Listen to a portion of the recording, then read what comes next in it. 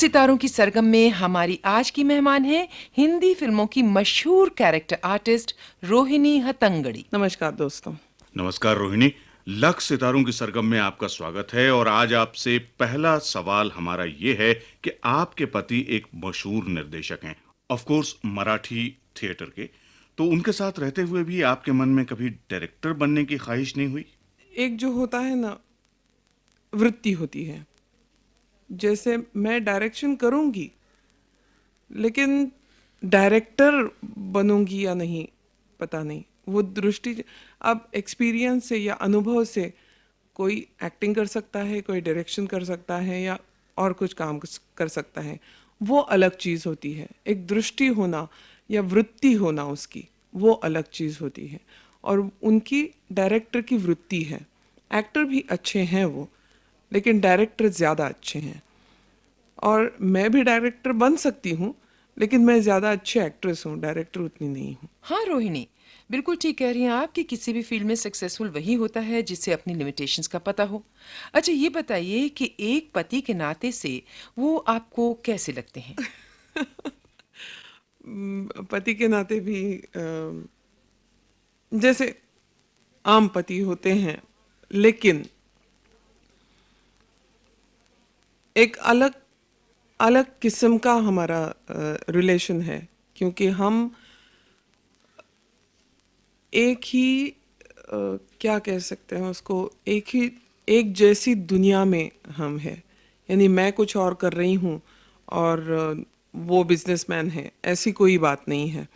हम दोनों एक ही फील्ड में हैं और एक ही फील्ड में होते हुए भी एक एक दूसरे में जो अंडरस्टैंडिंग होनी चाहिए, वो बहुत ज़बरदस्त अंडरस्टैंडिंग वो दिखाते हैं। क्योंकि पत्नी के नाते सुबह में उठ के पूरा काम करके, फिर बच्चों की देखभाल करके, घर की देखभाल करके, बाद में जो कुछ करना है वो तुम करो, ऐसे कहने वाले पति भी मुझे पता है। लेकिन वो वैसे नहीं है। अगर मुझे शूटिंग पे जाना है तो वो घर वो संभालेंगे, अगर वो घर पे हैं तो। अगर अगर समझे कोई अचानक आ गया तो वो रसोई में खाना बनाने के लिए भी ना नहीं कहते हैं। भाई फिर तो आप काफी लकी हैं। अगर मैं अपनी बीवी के साथ खाना बनाने किचन में घुस जाऊं तो बेचारे मेहमानों को भूखा ही रहना पड़ेगा। अच्छा तो आइए अब सुना जाए आपकी पसंद का पहला गीत। सीरियस फिल्म्स तो बहुत सारी होती हैं, लेकिन कॉमेडी फिल्म्स करना और चलना बहुत मुश्किल होता है। ये फिल्म मेरे ख्याल में एक उदाहरण है जो अच्छी कॉमेडी फिल्म हो। अब ये बताइए रोहिणी कि आपके कितने बच्चे हैं? एक, उसे भी आप एक्टर या डायरेक्टर बनाना चाहेंगी? देखिए, अभी मेरा बच्चा है 9 साल का, अभी 5वीं में गया है। ये बहुत ही छोटी उम्र है जब मैं कुछ कह सकूं उसके बारे में। उसको हर चीज़ के बारे में बताना ये हमारा फ़र्ज़ है। आखिर में जो कुछ वो चाहता है, हम तो सोचते हैं कि वही उसको होना है। ये बात नहीं है कि हम थिएटर में हैं इसलिए उसने थिएटर करना चाहिए, या मैं फिल्म में हूँ इसलिए उसने फिल्म करनी चाहिए, या वो डायरेक्टर बनेगा। ये कोई बात नहीं है।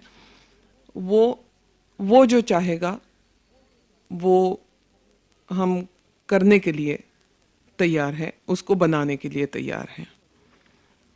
कोई ऐसी ज़बरदस्ती नहीं है उसके ऊपर कि एक्टर, किसने कहा है भाई एक्टर का बेटा एक्टर ही बनना चाहिए या एक्ट्रेस का बेटा एक्टर ही बनना चाहिए? ऐसी कोई बात नहीं है।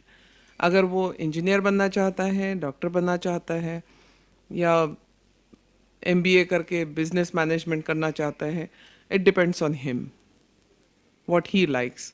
बट ये, लेकिन अभी तक उसकी एज भी बहुत कम है कुछ भी कहने के लिए। That's like a good mother। अच्छा उसका नाम क्या है? मेरे बेटे का नाम है असीम और काफ़ी नॉटी है, और मेरे ख्याल में बच्चों ने नॉटी होना ही चाहिए। अच्छा तो अब हो जाए आपकी पसंद का एक और गीत। मेरा बेटा असीम मेरे पति जयदेव जी और मैं, हम तीनों जब लंबे सफर पे जाते हैं तो गाड़ी में हम हमेशा एक गाना गाते हैं। अजीब दास्तां है ये। रोहिणी, आपके बच्चे के बारे में तो हमने आपसे जान लिया। अब आप अपने बचपन के बारे में हमारे सुनने वालों को कुछ बताइए। मेरा बचपन अच्छा गुजरा।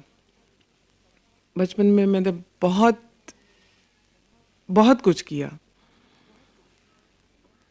मैं जब पहली में थी, फर्स्ट स्टैंडर्ड में थी, तब से लेके मेरी याददाश्त में तो कहीं यहाँ वहाँ स्कूल में एक आध संवाद बोल लेना। नाटक वाटक तो होते नहीं थे, नाटक जैसी बड़ी चीज़ नहीं होती थी, लेकिन वो जो नाटिका छोटा सा संवाद या डायलॉग वगैरह ऐसे होता था स्टेज पे, उस पे भी उसमें एक मैंने काम किया है।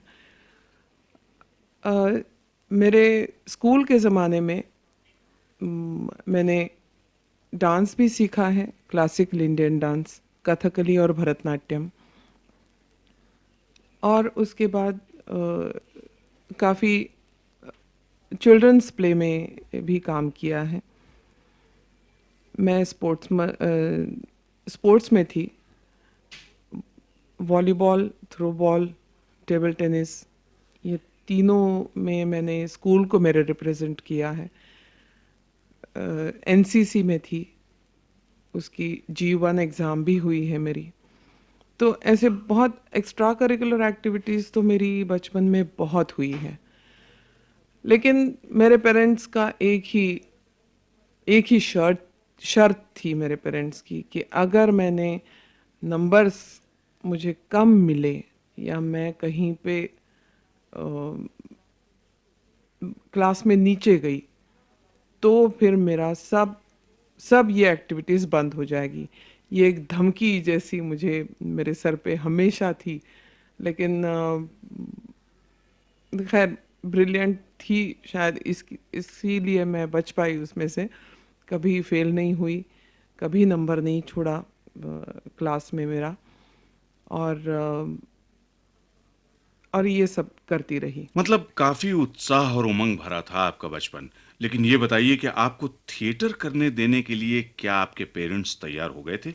मेरे पिताजी खुद थिएटर में थे। वो हालांकि एमेच्योर थिएटर में थे, प्रोफेशनल कभी नहीं हुए वो।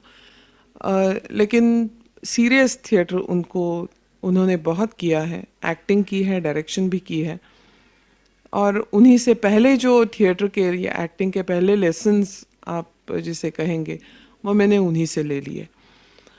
और मुझे एक छोटी सी बात याद है, जब भी कॉम्पिटिशन्स में, वन एक्ट प्ले कॉम्पिटिशन्स होती थी, बड़े नाटकों की कॉम्पिटिशन्स होती थी, जब भी मुझे अवार्ड मिलता तो उस अवार्ड के साथ मेरे फादर से मुझे एक प्रेजेंट मिलता था कि ये अवार्ड तुझे मिला है, लेकिन मैं तुम्हें ये प्रेजेंट देता हूँ।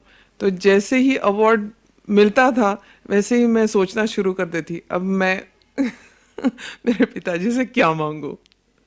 तो ये एक सिलसिला चलता रहा। और ऐसे काफ़ी सपोर्ट मुझे मेरे घर से भी मिला है। जब शादी हुई उसके बाद मेरे इन लॉज से भी उतना ही सपोर्ट मिला जितना कि मेरा पेरेंट्स से मिला था।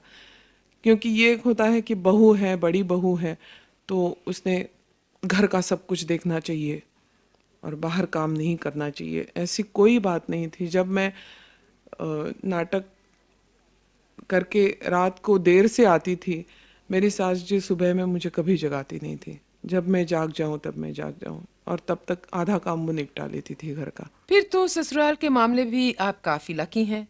रोहिणी, अब आप अपने फेवरेट आर्टिस्ट के बारे में हमारे सुनने वालों को कुछ बताइए। जैसे फेवरेट आर्टिस्ट मेरे संजू कुमार थे। ऐसा आप कह सकते हैं, मैं उनकी फ़ैन थी। हर फिल्म उनकी देखती थी, छोटी छोटी आई मीन उनसे मैं बहुत कुछ सीखती थी उस ज़माने में जब मैं कॉलेज में थी। मैंने करियर के बारे में सोचा भी नहीं था, लेकिन फिर भी कुछ ऐसी चीज़ें, छोटे छोटे नुआंसेस जिसे एक्टर कहते हैं, और तब से मेरी इच्छा थी कि एज एन एक्ट्रेस, तब मैं जो छोटे मोटे नाटकों में काम करती थी तो ऐसा सोचती थी मुझे कभी संजीव कुमार के साथ काम करने मिल जाए। I mean, इस किस्म की फैन थी मैं उनकी। तो कभी आपको उनके साथ काम करने का मौका मिला?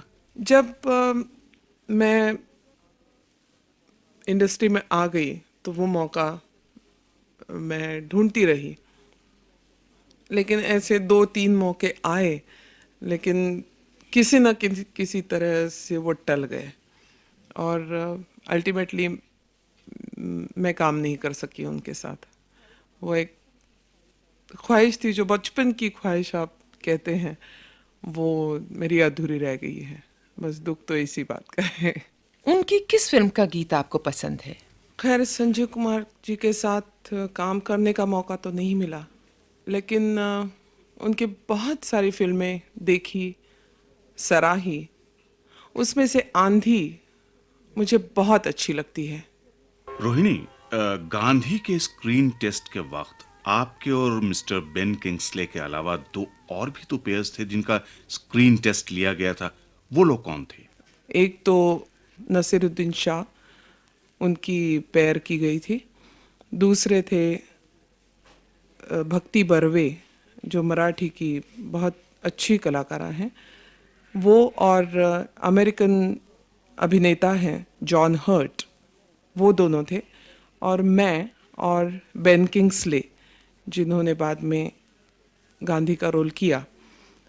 ऐसे हम 3 जोड़ियां थी और उसमें से मैं और बेन किंग्सले, हम दोनों को चुना गया। रोहिणी, हमने ये भी सुना है कि गांधी की मेकिंग के वक्त कलाकारों के साथ ये कंडीशंस रख दी गई थी कि आप लोग किसी और फिल्म में काम नहीं करेंगे हाँ। और खाने पीने पर भी बराबर ध्यान देंगे। देखिए, अब मेरे बारे में ये हुआ कि डाइट के बारे में तो मुझे वज़न घटाने के लिए जब कहा था, तो अगर मैं फिर से खाना शुरू कर देती तो डेफिनेटली उसका असर तो दिख जाता। तो इसलिए वो डाइट तो मैं कर रही थी, लेकिन आप अगर ऐसा समझते हैं कि नॉनवेज नहीं खाना है, सिर्फ वेजिटेरियन खाना है, ऐसी कोई बात नहीं थी। चूंकि गांधी का रोल कर रहे हैं या चूंकि कस्तूरबा का रोल कर रहे हैं इसलिए नॉनवेज नहीं खाना चाहिए, ऐसी कोई बात नहीं थी। क्योंकि एक्टर अल्टीमेटली एक्टर होता है, वो किरदार करता है, वो किरदार बन नहीं जाता इन रियल लाइफ। अच्छा, ये बताइए रोहिणी कि आज जब आप हिंदी फिल्मों में काम करती हैं तो अपने आने जाने के समय का वैसा ही ख्याल रखती हैं जैसे कि गांधी में रखा करती थी? देखिए, थोड़ा सा दोनों हो गया। हुआ ये कि कस्तूरबा का रोल जो मैंने किया था, वो हम लोगों को कस्तूरबा पता है, वो सिर्फ बूढ़ी कस्तूरबा। उसकी वजह से मुझे जो रोल बाद में मिलने लगे वो सिर्फ एजेड औरतों के, और हीरोइन का रोल ऐसे मुझे ज़्यादातर नहीं मिला। जो भी शुरू में मिले वो सिर्फ एजेड लोगों के मिले, एजेड कैरेक्टर्स मिले। फ़ायदा ये हुआ कि अब तक मैं थिएटर में ही मशहूर थी, अब फिल्म वालों को पता चल गया कि रोहिणी हट्टंगडी नाम की एक एक्ट्रेस, जो अच्छी एक्ट्रेस है, वो है। तो वो पॉपुलैरिटी, वो फेम और काम, ऐसे तीनों मिला। लेकिन हुआ ये कि बाद में मुझे कभी यंगर रोल्स में लोग इमेजिन ही नहीं कर सकते थे, डायरेक्टर्स या प्रोड्यूसर्स, कोई भी। तो वो थोड़ा सा डिसएडवांटेज हुआ। अच्छा, अब ये बताइए कि आपने किसी भी फिल्म में हीरोइन बनकर पेड़ों के इर्द गिर्द चक्कर लगाए हैं, गाने गाए हैं क्या? नहीं, ऐसा रोल तो मैंने नहीं किया है। खैर, मेन रोल्स तो किए हैं, जैसे सारांश में है, पार्टी में मेन रोल किया है। मेन रोल्स तो हुए हैं, लेकिन जो टिपिकल हिंदी फिल्म हीरोइन, वो तो मैंने नहीं की है आज तक। दोस्तों, आज के प्रोग्राम में आप हिंदी फिल्मों की कैरेक्टर आर्टिस्ट रोहिणी हट्टंगडी से मिले। इस प्रोग्राम के कोऑर्डिनेटर थे ज्योति वेंकटेश। आप प्रदीप शुक्ला। और सरिता सेठी को इजाजत दीजिए।